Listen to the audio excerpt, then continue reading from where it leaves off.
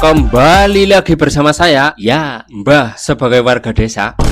Bayangkan kalian punya pacar super cantik, kerjanya mapan di kedutaan Amerika di Paris, tapi kalian malah gatal pengen jadi agen rahasia CIA yang bertaruh nyawa. Nah, inilah kisah James Reyes, cowok yang saking pengennya jadi agen lapangan, dia malah terjebak bareng partner psikopat yang hobi nembakin orang sambil bawa termos isi kokain. Biar nggak penasaran, langsung saja yuk aja kesuwen lah ya. Tekuk bantal, tarik selimut, dan ya itu dia, tebluk.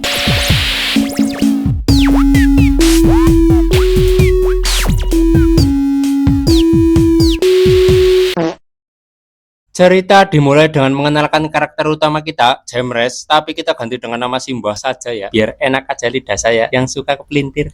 Simbah ini sebenarnya punya hidup yang udah perfect banget. Dia bekerja jadi asisten pribadi duta besar US di Paris, punya apartemen mewah dan tunangan cantik asli Prancis bernama Caroline. Tapi di balik seragam rapi dan kacamata kutunya, Mbah ini punya kerjaan sampingan, agen magang CIA tingkat rendah. Kerjaan dia cuma hal-hal sepele kayak ganti plat nomor mobil operasional agen lain atau menyadap ruangan.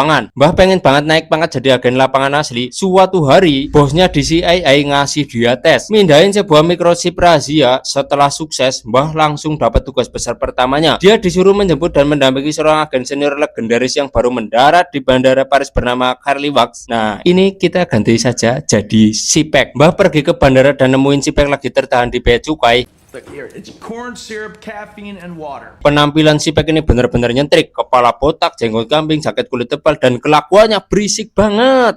Sipek kamu karena petugas bandara menyita kaleng-kaleng minuman energi miliknya, Mbah akhirnya maju pakai kartu diplomatik kedutaan buat meloloskan Sipek. Begitu masuk mobil, Mbah kaget setengah mati pas Sipek membongkar kaleng minuman tersebut. Ternyata isi di dalamnya adalah onderdil senapan mesin kesayangannya yang dinamai Mrs. Jones. Sipek menjelaskan kalau misi mereka di Paris adalah menyelidiki jaringan narkoba yang bikin keponakan Menteri Pertahanan US tewas overdosis. Sipek langsung ngajak Mbah ke sebuah restoran Cina yang dicurigai jadi markas kartel. Excuse me, sir. Di sini, Mbah yang polos ngira mereka cuma interogasi biasa, tapi dasar si Sipek emang agak geser otaknya, dia malah sengaja mancing keributan. Dalam hitungan detik,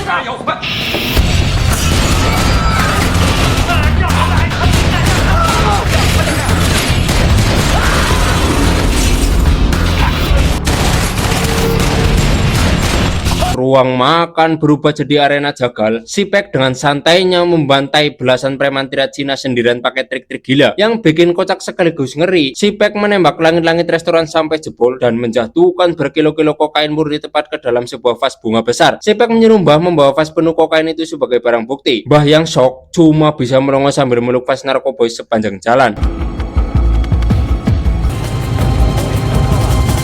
Sipek membawa Mbah ke sebuah komplek rumah susun kumuh yang dikuasai gangster lokal berpenampilan ala anak pang. Sipek sengaja memancing mereka biar mengejar mereka sampai ke atap gedung.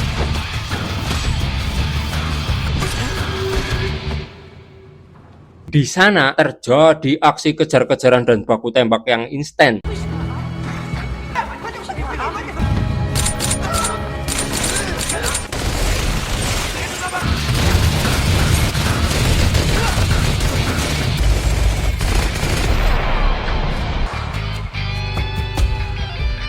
Setelah Sipek berhasil menghabisi pimpinan geng tersebut, disinilah plot filmnya mulai bergeser. Sipek menyadari kalau uang hasil penjualan narkoba ini ternyata dialihkan buat mendanai sel teroris radikal atas Pakistan yang bersembunyi di Paris. Jadi, ini bukan sekedar kasus narkoba biasa, tapi ancaman terorisme global.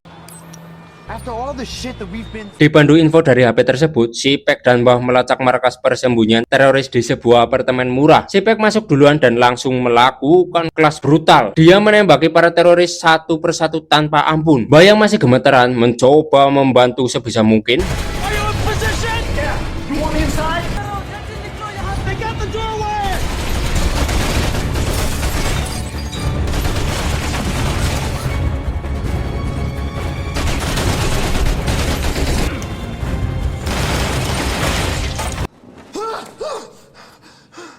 Saat mereka menggeledah kamar teroris setelah baku tembak, mereka menemukan rompi bunuh diri yang sedang dirakit. Tapi yang paling bikin merinding adalah ketika Mbah melihat ke dinding, ada papan besar penuh dengan foto-foto dirinya. Teroris itu ternyata sudah memata-matai Mbah sejak lama. Sipek mulai curiga ada tikus berdasi di dalam lingkungan terdekat Mbah. Mbah yang ketakutan pulang ke apartemennya buat nenangin diri. Dia mengajak Sipek sekalian untuk makan malam bareng tunangannya, Caroline, dan satu teman wanita Caroline. Suasana makan malam awalnya cair dan penuh tawa. Tapi di tengah-tengah obrolan, HP teman Caroline berdering. Sipek yang punya insting tajam mendengar kata kode rahasia yang diucapkan di telepon tanpa babi bu bebo. Sipek langsung menarik pistolnya dan menembak kepala teman Caroline sampai tewas di tempat. Mbah histeris, tapi Sipek langsung membongkar fakta pahit. Seluruh apartemen Mbah sudah dipasang alat sadap dan cincin pertunangan yang dipakai Mbah ternyata berisi alat lacak. Siapa pelakunya? Caroline, pacar tercintanya sendiri. Caroline ternyata adalah sleeper agent bentukan teroris. Ketahuan kedoknya, Caroline langsung menembak bahu Mbah dan melompat kabur lewat jendela ke mobil pelarian yang sudah menunggu.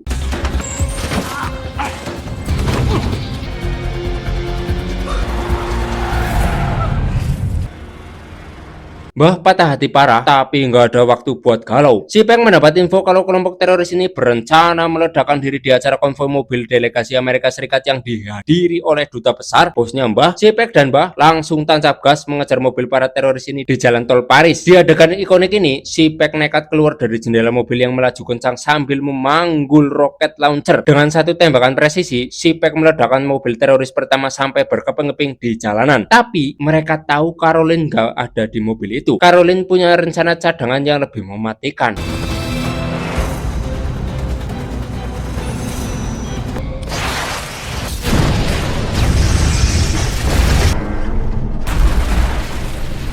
Caroline ternyata menyamar memakai pakaian tertutup dan berhasil menyelinap masuk langsung ke dalam gedung pertemuan puncak diplomatik. Di balik pakaiannya, dia sudah memakai rompi bom bunuh diri yang siap diledakkan di dekat para pejabat tinggi. Mbah yang tahu lokasi Caroline segera beralih menerobos keamanan gedung. Dia berhasil menemukan Caroline di sebuah ruangan tepat sebelum cewek itu menekan tombol pemicu bom. Mbah mencoba bernegosiasi, menangis, dan memohon demi cinta mereka selama ini agar Caroline berhenti aksinya. Caroline sempat ragu, tapi ideologinya yang radikal menang. Tepat saat jari Caroline mau menekan tombol bom, Mbah harus mengambil keputusan paling berat dalam hidupnya. Dia menembak kepala Caroline demi menyelamatkan ratusan orang. Caroline tewas di pelukan Mbah. Sedih banget gue. Film ditutup dengan pemandangan di bandara. Sipek bersiap naik ke pesawat untuk kembali ke Amerika. Mbah mengantarkan ke landasan pacu. Mbah yang sekarang bukan lagi cowok culun berjas rapi, tatapan matanya sudah dingin, tanda dia sudah kehilangan kepolosannya dan siap jadi agen lapangan sejati. Sipek memuji keberanian Mbah dan menawarkan dia buat jadi partner tetapnya di CIA. Sebelum naik pesawat, mereka sempat main catur sebentar di atas bagasi mobil. Mbah mengeluarkan pistol barunya yang berukuran besar, Desert Eagle. Nah, gue cenangnya apa gue ini orang Desert Eagle deh, gue apa ya? Ya gue ya ngampurannya harus salah ya. Membuat Sipek tersenyum bangga dan berkata, Welcome to the club, Bart. film ini ngajarin kita kalau untuk tumbuh jadi sosok yang kuat, kita harus berani mengambil keputusan paling baik dalam hidup. Mbah terpaksa nembak Caroline bukan karena dia nggak cinta, tapi karena dia tahu ada tanggung jawab yang lebih besar buat nyelamatin ratusan nyawa orang nggak bersalah. Kedewasaan itu emang menyakitkan dan seringkali kita harus mengorbankan perasaan pribadi demi kebenaran yang lebih besar. Itu dia. Terima kasih saya, Mbah. Subscribe.